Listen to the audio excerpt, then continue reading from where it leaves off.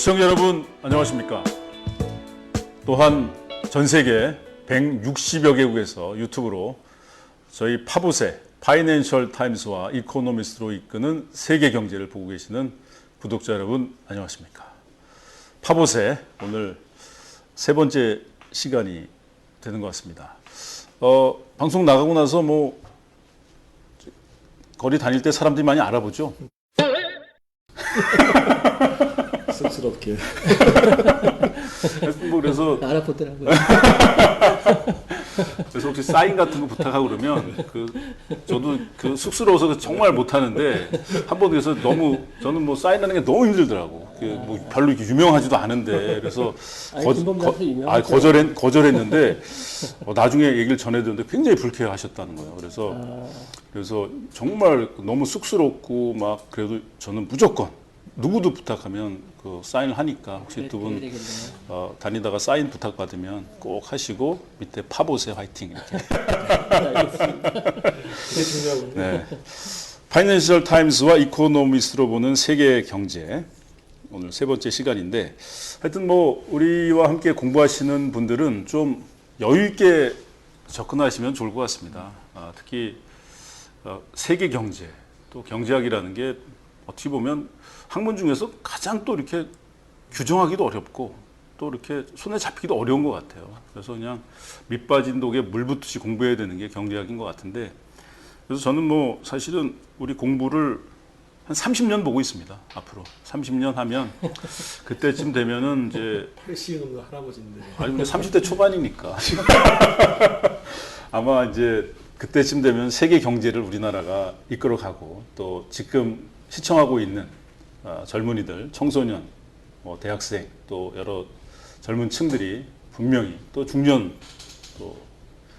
또까지도 아마 그때 당시에는 세계 경제를 이끌어가고 있지 않을까. 그리고 요즘 뭐 수명이 늘어나서 또 노년도 아마 맹활약할 거라고 생각합니다. 30년 바라보고 우리 공부를 오늘도 시작하도록 하겠습니다. 30년 바라보면 됩니까? 일단 30년 하고 그다음에 우리 한번 저 건강검진 받고 그래서 괜찮으면 그래서 다른 거 걱정하는데 고지혈이 내가 좀 있어가지고 버터를 좋아하니까 조심하셔야 됩니다. 그래서 오늘 기사는 디지털 튤립인가 새로운 자산 클래스인가 위글 워드 기자와 또 스잘레이 기자가 쓴 파이낸셜 타임스 2021년 2월 13일자 기사 그리고 누리엘 루비니 교수 아시아 외환위기 때 아주 유명해졌던 그런 뉴욕대 교수죠. 루비니 교수의 비트코인은 위험 회피수단이 될 수 없다. 요거는 2021년 2월 10일 파이낸셜 타임스 기사입니다. 그리고 마지막으로 마틴 울프 2019년 2월 13일 파이낸셜 타임스 기사 암호화폐의 자유지상주의적인 환상. 이 기사들을 가지고 오늘 비트코인에 대해서 암호화폐에 대해서 공부를 해보도록 하겠습니다. 요즘 뭐 비트코인을 바라보는 시각이 예전에 뭐 캘리포니아의 골드러시처럼 정말 뭐 금맥을 캐러가는 그 환상 갖고 있는 것 같아요. 그래서 어떤 사람들은 정말 이게 새로운 어떤 그 화폐가 될 것이다 확신하고 또 투자 가치가 있다 이런 사람도 있고 한마디로 쓰레기다 이런 사람도 있고 뭐 여러 가지 의견이 있는데 진수야 비트코인이 뭐냐 도대체? 비트코인은 이제 위키토피아 설명을 이제 보면은요 블록체인 기술을 기반으로 하여서 만들어진 온라인 가상 화폐가 되겠습니다. 2008년 10월에 그 사토시 나카모토라는 가명을 쓴 그 컴퓨터 프로그래머가 개발을 한 것으로 되어 있는데요. 보통 통화는 이제 중앙은행에서 발행을 해서 이제 관리가 이루어지는데 이러한 그 중앙에서 그 통제하고 관리하는 기구가 없이 그 전 세계적으로 개인들 간에 자유롭게 금융 거래를 할 수 있도록 설계가 되어 있습니다. 비트코인의 거래는 공개키 암호 방식으로 그 공개된 계정 간에 이루어지고 있는데 이런 거래 기록이라는 것이 여러 사용자들의 그 서버에 분산되어서 저장되기 때문에 기본적으로 해킹이 불가능하다 이렇게 주장을 하고 있습니다. 굉장히 안정적인 것이라는 거죠. 이처럼 그 비트코인은 중앙 통제기구가 없는 분산성, 거래 당사자의 신분이 노출되지 않은 익명성 등을 특징으로 하고 있습니다. 비트코인은 그 당초 설계상 2,100만 개가 발행될 수 있다고 합니다. 그리고 비트코인이 그 발행된 이후에 다양한 암호화폐가 이제 등장을 했는데요. 이처럼 그 비트코인 이후에 등장한 그 암호화폐를 알트코인이라고 부르고 있습니다. 2,100만 개가 이제 그 발행 예정인데 지금 현재는 한 1,860만 개 정도 1860만 개가 지금 채굴되어 있는 상태죠. 채굴난 상태입니다. 그래서 뭐 에런 머스크가 뭐 이제 여기 투자하겠다, 비트코인 투자하겠다, 또 전기차를 또 지불 수단으로 비트코인을 받겠다. 이러면서 이제 핫 이슈가 됐잖아요, 그죠? 그 비트코인이 요새 핫 이슈가 된 가장 큰 요인은 무엇보다도 그 가격 급등세가 지금 눈에 띄게 지금 높았기 때문인데, 그 원래는 2008년도에 이제 비트코인이 이제 개발되면서 쭉 잠잠하다가 이제 2017년도에 한 1,000달러를 시작해서 한 2만 달러까지 급등한 적이 있었습니다. 그다음에 그 18년 말에 또 한 3,000달러까지 급락을 하고 다시 이제 수년 만에 다시 이제 비트코인의 가격이 5만 달러를 지금 넘나드는 상황이고, 그 그러니까 시가총액만 보더라도 2월 달 기준으로 한 8,770억 달러에 지금 도달해 있습니다. 그 규모는 좀 비유를 하자 그러면은 미국 최대 은행인 JP 모간 그 회사 가치의 2배 정도. 근데 골드만삭스의 한 8배 가치에 해당되는 그런 규모이기 때문에 상당하다고 볼 수 있죠. 그렇죠. 그 뭐 어떻게 보면은 뭐 전쟁이 나도 금이 이렇게 오르는 경우는 없죠. 금값은 상당히 이제 아주 안정적인 그 투자 대상으로 지금 자리를 잡았기 때문에 금값도 물론 그 미 국채 금리의 그 변동에 따라 가지고 좀 변동은 되지만서도 이렇게 비트코인처럼 급등락을 반복하는 그런 사례는 별로 없었죠. 그래서 뭐 전통적인 그런 미국의 회사들, 미국에서 가장 오래된 회사, 그 뉴욕 멜론 은행도 고객 자산 관리 위해서 암호화폐를 보유하겠다 이런 얘기를 했고요. 또 대표적인 신용카드 회사 마스터카드도 조만간에 그 상점에서 물품을 살 때 암호화폐로 지급을 하겠다, 지급할 수 있도록 하겠다 이렇게 얘기를 했어요. 그래서 뭐 어떻게 보면 뭐 비트코인에 대한 위험성을 얘기하는 사람도 많은데 이렇게 전통적인 금융회사들이 금융상품 또 지불 수단으로 쓰고 있는 게 현실이잖아요, 그죠?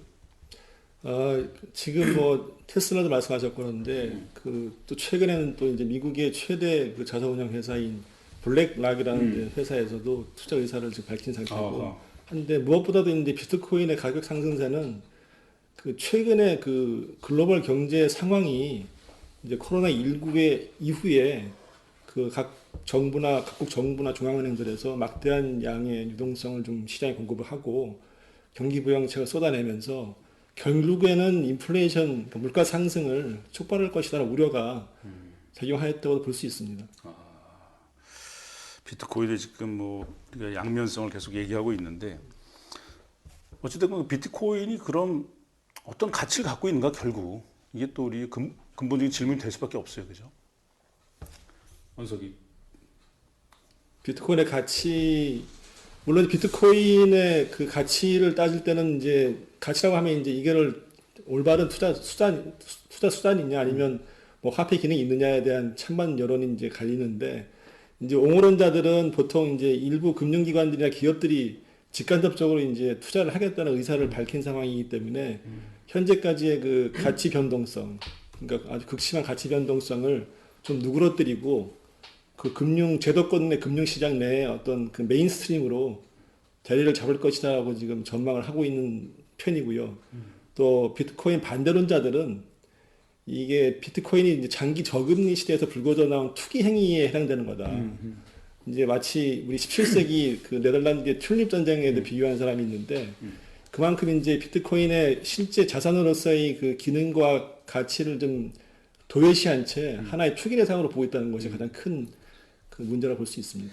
그래서 그렇게 네덜란드도 튤립 때문에 정말 투자했다가 정말 크게 손해보고 또 가정이 무너지고 그런 경우도 있었기 때문에 국가 경제 흔들리고 굉장히 조심스럽게 접근할 수밖에 없는데 어찌됐건 이렇게 현실적으로 뭐 블랙락 같은 그런 큰 회사가 투자도 하고 또 그리고 뭐 뉴욕 멜론 은행이라든가 마스터카드도 이제 이 시장에 뛰어든 건데 거기에 반해서 이제 비트코인에 대해서 부정적인 사람들은 좀 환경 파괴적인 요소도 있고요.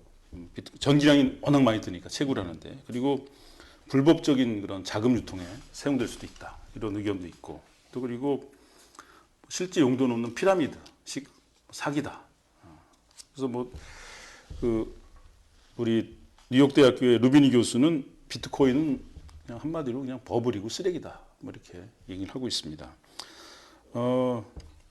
우리 마틴 울프 지난 시간에도 다뤘었는데 그렇죠. 굉장히 좀 뭔가 이렇게 왠지 마틴 울프는 굉장히 괜히 중립적일 것 같은 느낌이 들어요. 이 마틴 울프는 그 암호화폐에 대해서 어떤 식으로 얘기하고 있는지도 궁금해지는군요. 예, 그 마틴 울프의 2019년 2월에 파이낸셜 타임스에 그 논평 기사를 낸 바 있습니다. 조금 시간이 지난 기사인데요. 이 기사에서는 좀 더 본질적으로 그 화폐와 금융이 무엇인가를 이야기를 하면서 그 안에서 그 암호화폐에 대해서 평가를 하고 있습니다. 이제 그 동 기사에서 그 마틴 울프는 화폐와 금융이라는 에서는 신뢰가 가장 근본적인 요소이다. 트러스트가 그렇죠. 가장 근본적인 요소이고 그 비트코인 등 암호화폐는 그 무정부주의적 자유시장주의, 그러니까 아까 이야기했듯이 중앙적인 통제 장치가 없는 그러한 그 상황을 상정해서 이제 그거가 이루어지고 있는데요. 이러한 것에도 일리는 있지만은 그렇지만은 그 이 화폐는 국가가 제공하는 공공재로서 국가의 역할이 없는 화폐의 존재를 상정하는 것은 환상이다. 그렇죠. 결국에 그 화폐를 인정하는 건 국가이기 때문에 그러한 인정을 받아야지 화폐로서 기능을 할 수 있는데 그 밖에서 무정부주의적으로 하면서 화폐로 기능을 하겠다 하는 것은 이거는 그 있을 수가 없는 일이다. 결국 이렇게 이제 이야기를 하고 있습니다. 그 국가에서 비트코인을 암호화폐를 어떻게 규정할 것인가가 이제 결국은 이제 중요하다는 결국 얘기죠. 이제 예. 비트코인의 미래가 될 텐데 그래서 암호화폐는 가치 저장 수단이나 회계 단위로 뭐 이용하기 적합하지 않다.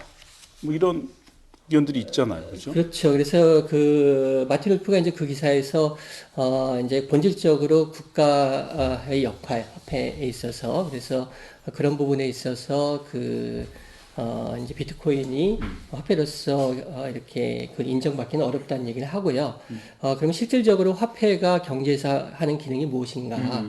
지금 그 김범도 아나운서가 이야기했듯이 통상적으로 그 화폐라는 것은 공급량이 제한된 가운데 가치 저장 수단, 우리가 그 화폐를 가짐으로써 향후에 이용할 수 있게 되는 가치 저장 수단, 회계 단위, 그러니까 일종의 자처럼 다른 어떤 재화나 서비스의 가격을 우리가 잴 수 있는 그러한 그 회계 단위로서 이제 기능을 하는 것이 화폐인데 워낙 등락이 심하다 보니까 그러니까 가치 저장 수단이나 회계 단위로서 기능하기는 어렵다 실질적으로 적어도 지금까지는 그 다음에 교환의 매개 수단 그러니까 우리가 그걸 지급해서 뭐 이렇게 그 재화나 서비스를 사는데도 실질적으로 뭐 예를 들면 범죄자라든가 이런 불법적인 거래에 사용될 가능성이 있기 때문에 아까 우리가 얘기했듯이 어떤 익명성 때문에 그래서 통상적인 사람들이 그런 그 범죄자나 이런 사람들이 이용할 수 있는 화폐 그런 것을 이용하고 싶어하지 않을 것이다 이런 얘기를 하면서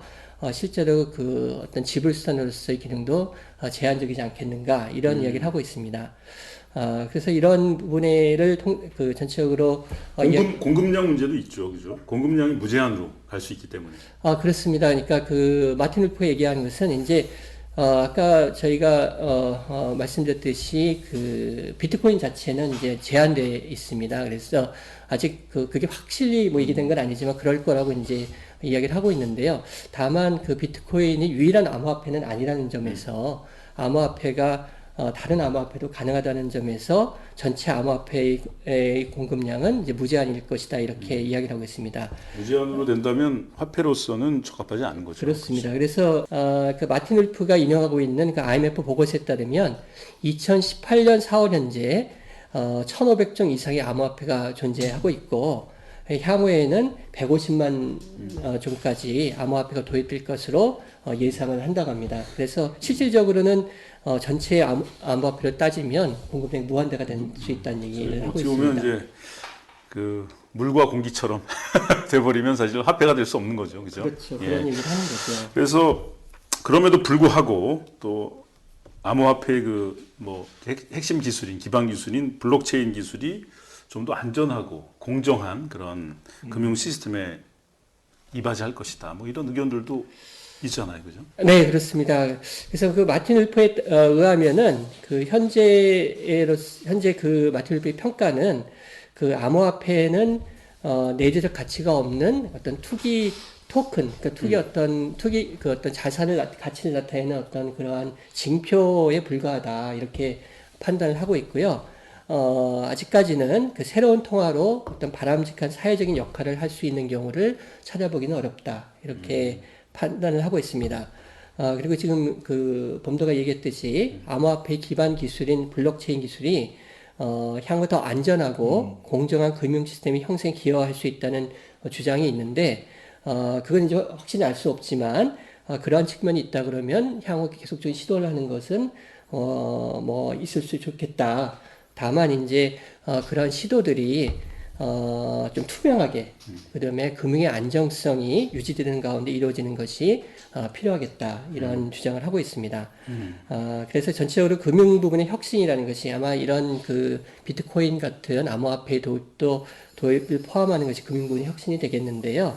이러한 금융 부분의 혁신이 현재의 금융 체제를 불안정하게 할 수 있는 그 요인이 될 수 있으므로 이런 가능성에 주의를 기울이면서 향후 금융 혁신에 적응해 나갈 필요가 있겠다 이렇게 언급을 하고 있습니다. 그래서 뭐 결국 이제 그 중앙은행에서 그 디지털 화폐를 발행할 수밖에 없는 그런 상황으로 가고 있는 게 아닌가. 네. 이런 게 배경이 돼서 중앙은행 디지털 화폐의 도입이 얘기는 되고 있는 것 같습니다. 그러니까 디지털 화폐의 도입은 사실 조금 더 큰 차원인 것 같기는 한데요. 이처럼 이제 그 암호화폐가 이슈가 되고 있는 것이 또 큰 배경으로 작용하고 있는 것 같습니다. 그거는 뭐 이제 다음 시간에 우리가 한번 중앙은행 그 디지털 화폐에 대해서는 CBDC에 대해서는 다음 시간에 다루기로 하고요. 네. 그래서 결국 뭐 이제 우리끼리 뭐 편하게 얘기하는데 뭐 주변에 이제 뭐 비트코인 투자한 사람들도 있고 그래서 굉장히 조심스럽습니다. 여기는 지금 없죠? 네, 여기는 없는데 뭐 비싸서 살 수도 없고 그런데 근데 뭐 우리 네덜란드 얘기 나왔지만 네덜란드에서 그 17세기에 네덜란드 알국은 그거 가지고 뭐 그게 뭐 당시에 그 알국은 하나 값이 뭐 엄청난 뭐 그게 이제 스토리 따져 올라가면은 이제 네덜란드가 17세기 중반쯤 이제 스페인으로부터 독립을 하게 됩니다. 하게 되면서 이제 암스테르담 시장 그 도시를 중심으로 그 금융 시장이 굉장히 발달하는데 그때 마침 이제 유대인 자본들이 많이 들어옵니다. 들어와서 증권도 이제 화랑시키고 하는데 결과적으로 좀 더 높은 수익을 얻기 위해서 찾아낸 이제 투자 대상이 이제 튤립이라는 그 꽃이었죠. 꽃인데 튤립이라는 꽃이 이제 더 희귀하고 좀 변종일수록 아주 가치가 높아지는 특징이 있어서. 아이고. 죄송합니다. 어떡하냐. 17세기. 아유, 잘 영어 안 썼는데. 편집하지 말고 하는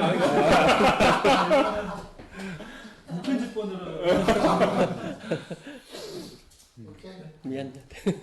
네덜란드가 이제 17세기 중반쯤 그 스페인으로부터 독립을 하게 됩니다. 독립을 하는데 이제 암스테르담 중심으로 유대인 자본들이 많이 들어왔어요. 들어오면서 이제 금융시장이 굉장히 그 활성화되는데 이제 좀 더 높은 수익을 찾기 위해서 찾아낸 이제 대상 상품이 튤립이란 꽃이었죠. 꽃이었는데 이 튤립이란 꽃이 희귀할수록 또 변종일수록 아주 가치가 높아지는 그 현상이 있었습니다. 그래서 튤립 알뿌리를 이제 확보하는 하는데 혈안이 돼 있었는데 그 알뿌리 가격이 보통 하루에도 뭐 두세 배씩 한 달에는 뭐 몇천 프로씩 상승했기 때문에 그 튤립을 키우면서 재배하면서 일확천금의 꿈을 꾸는 사람들이 많았다. 뭐 이런 스토리 있죠. 네. 튤립 사실 먹을 수도 없는 건데. 예쁘지 않습니까? 근데 실제로 뭐 그걸 먹은 사람도 있다고 그러더라고요. 그래서 난리가 나고. 그러니까 아파트 한 채를 먹은 거죠. 그냥 따지고 보면.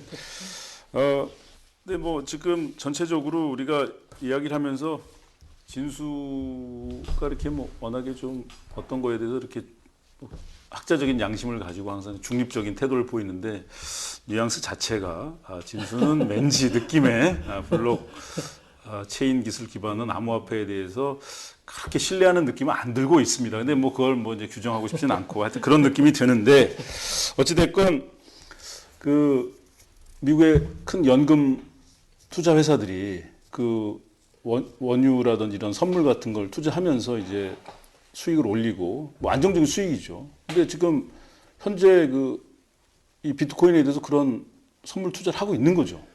이제 좀 얘기를 하자면 이제 비트코인 투자를 이제 과거에 그 연금 펀드들이 그 당시 전통적인 투자 방식에서 벗어났다고 지금 평가를 받고 있는 원유 선물에 투자한 것까지 비교를 하고 있습니다.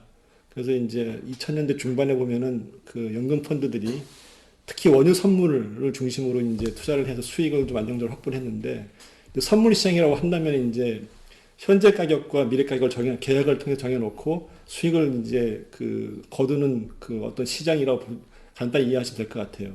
근데 이제 그 원유 선물 같은 경우에는 보통의 구조가 이제 컨탱고라고 하는 게 있어요. 이제 현재 가격보다 계약한 미래의 가격이 더 높아지는 그 가격 구조를 컨탱고라고 하는데. 컨탱고는 그냥 이렇게 뭐 하여튼 남는 장사. 남는 장사죠. 네. 하는데 이제 현재 비트코인도 원유 선물처럼 그 컨탱고의 구조로 흘러가는 좀 조짐이 있다라고 보는 거고 실제로 그 시카고 상품거래소 CME에 지금 들어와 있는 그 비트코인 선물 또 비트코인 같은 가상화폐 선물 그 거래 자금이 대략 한 60억 달러 정도 해당되는데 그거는 이제 현재의 현물 가격보다 현물 거래보다 한 20배 정도 지금 높은 상황이라고 보면 되죠.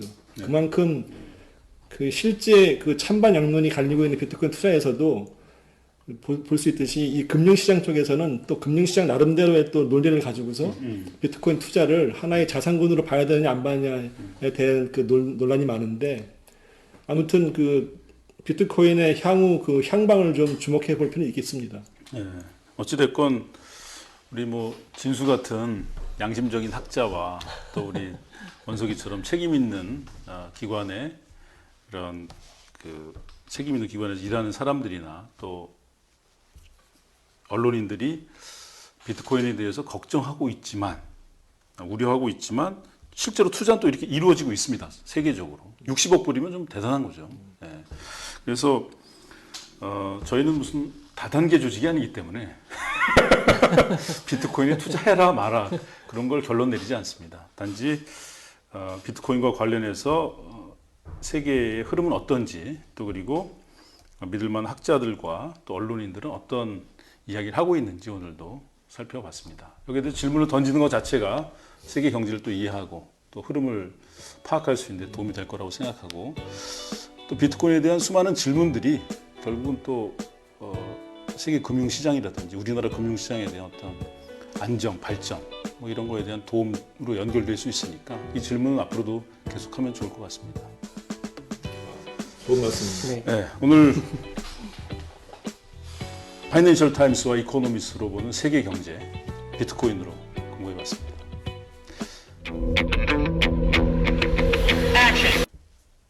살 거야 혹시?